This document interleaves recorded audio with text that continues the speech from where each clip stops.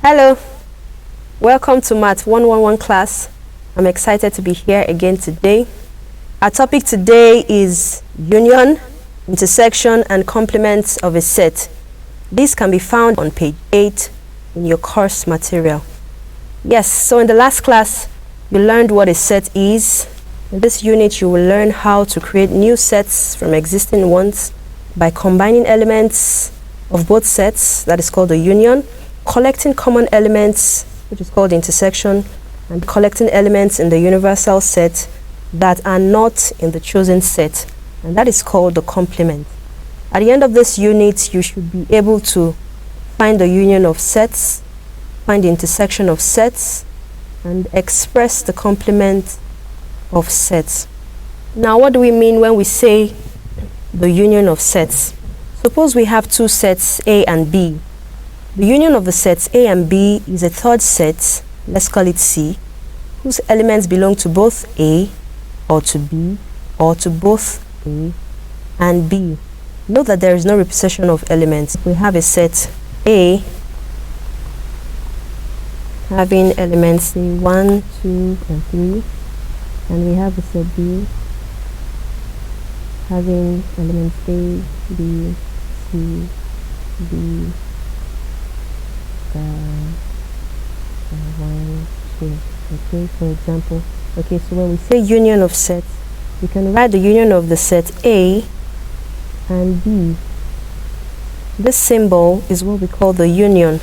Okay, we have the union of sets A and B to be 1, 2, 3, A, B, C, D. Okay, notice that we're not repeating the elements. The numbers 1 and 2, which are elements in both A and B, they're already present here. Okay, so there are no repetition of elements in the set A and B when we're talking about the union of sets. You can see other examples of union of sets in your handbook.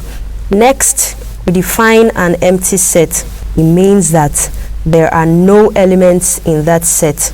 Okay, and we denote with the symbol this. Now, moving on to disjoint sets, we say that two sets A and B are disjoint if they do not have anything in common.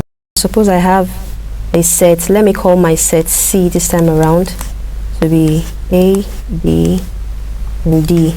Okay, and I have another set D to be 1, 2, and 3.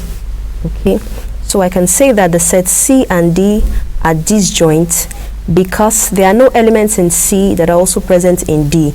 Okay, so we always write it as C intersection D is empty. Now, moving on to intersection of sets. The intersection of two sets A and B is a third set, let's call it C, which contains the elements that are common to both A and B. We denote the intersection of the sets A and B by, if I have a set A to be equal to 1, 2, 3, okay, and I have a set B to be equal to 1, 5, and 7. Okay, if I'm to find the intersection of A and B, my answer will be what? 1. Your guess is as good as mine. The element that is both present in A and also present in B is just 1. So now we're moving on to equality of sets. Two sets are equal if they have the same elements. So let's look at what I have on the board. The set A has the elements 1, 2, 3. Set B has 1, 5, and 7. Are these two sets equal? No, because their elements are different. Moving on to the complement of a set. If for a given problem U, we call U the universal set, okay, and we always denote U as the complement of the set A is a set of elements which belongs to U but does not belong to A.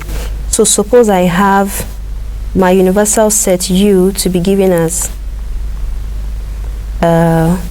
X, such that X is in the alphabets, all the alphabets.